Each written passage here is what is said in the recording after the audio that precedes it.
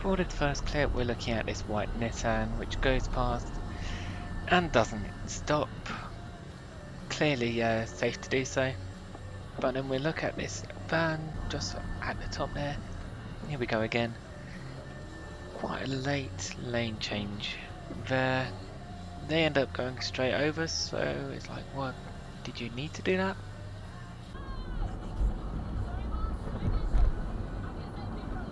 Why? It's an Audi, that's why.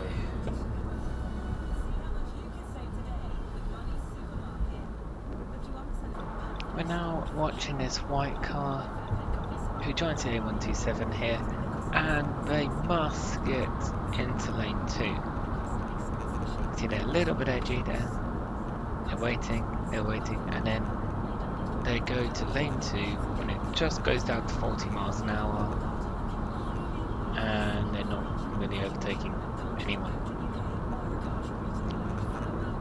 So we're going to keep an eye on the distance between me and the white car throughout all of this. There's a speed camera coming up, so no one's going fast. You can see there on the left hand side there's the speed camera. It is 40 miles an hour, and also we're coming up to it's kind of a roundabout on the A127. You can see now I've caught right up on this one car and then end up going past them in lane 1. So what did they achieve by going into lane 2 when they did?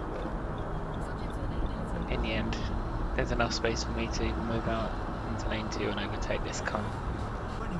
We're looking at this BMW which is in the second lane. They choose when a slip road is joining or just after to move over. Where's the forward planning? What would it be? Yeah, I think it's a Oh, where did that BMW come from? It's crunchy, it's exciting, and then in the second half, it's bred because you know what? I think this learner biker who uses the left turn only lane to get ahead needs to do a little bit more learning. And now we're watching this white car in front who decides that they don't want this lane. So they move to lane 2, only to promptly move back to lane 1 again. I think someone doesn't quite know where they are going. All the shows are sold out, apart from Glasgow, so this link was overall completely, totally pointless. Talking of completely, totally pointless, the white car now on lane 1 decides that they don't need this lane. They actually did need lane 2 and go into lane 2. And we're back on the biker, the learner biker, who absolutely risks their life at the Gallows Corner roundabout there. Why are people so lazy with mini roundabouts? That one doesn't go round it, and neither does this one. Do you really save that much time?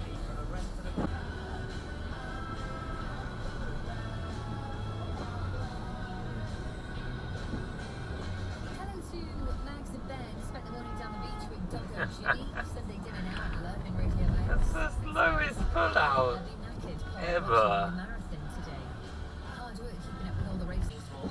This is just a BMW doing BMW things. They are in the wrong lane to go towards Romford. This is for the A12 or A20 or A127 lane, and as you can see, just about avoid a car to go where they're meant to go. Now I've had to mute this clip, which is a shame because of the music, but this biker here, what a great time to overtake, especially when the BMW was indicating right, showing that they wanted to get into that right hand lane. But we're not done anyway with this BMW. I'm just going to speed it up by 3 here because it is slow traffic. But we're watching the BMW who decides to go into that right-hand lane when they absolutely don't need to.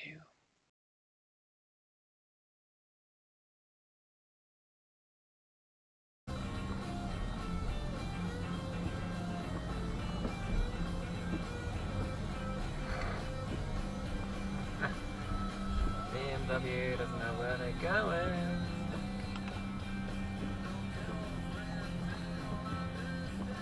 We go back in time a little bit and we're watching this red Jaguar.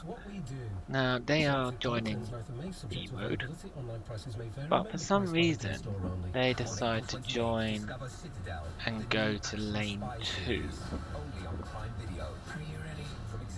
Now I'm not really sure why, but they've gone and joined lane 2 only to go 2 cars ahead and then kind of force their way in. So you can see there they were edging closer to the line and then changing lane there.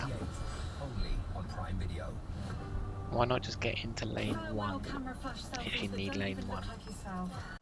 Another one where I've had to mute because of the music, but we are going down the A127 and you can see it's raining, the conditions aren't great, and I've got a nice decent gap ahead of me in case of anything. You can guess what's going to happen. This BMW here waits until I'm virtually alongside them, flicks on the indicator while moving over into my braking gap. And because they've got tinted windows as well, I can't see through their window to see the car in front. So I have to then back off to actually be able to see ahead. Now we're looking at the car which is about to appear there, the blue one, overhanging, no reason to overhang whatsoever. Force their way out when they can't even go. You can see they can't even go, so they hold up multiple cars for no reason whatsoever. And now we're looking again for another car. This one stops to let them go, but they take so long to go that they end up holding us up when they couldn't go in the end because they took so long. This one's a little hard to tell, but you can see we've got 2 cars which are in front of us. One of them goes and blocks the keep clear in front of the exit of the petrol station to stop the white car from joining. Really no reason to do that whatsoever. So this is on the M25. I'm going into the left-hand lane because I want to go off towards the lakeside sort of junction. So I'm kind of debating it, but I end up moving over. But we're looking at cars which are currently in the 3rd lane. See that one which has just gone past the lorry. They decide they want to move over and own it over to lane 1, and then the same with this one here. Why can't they just get into lane 1 to begin with? Why did they have to cut across? Again, must get in front syndrome. And now we're looking at this grey van here. You can see they decide to go from lane 3 straight to lane 1 between me and the car when there was absolutely no one behind me.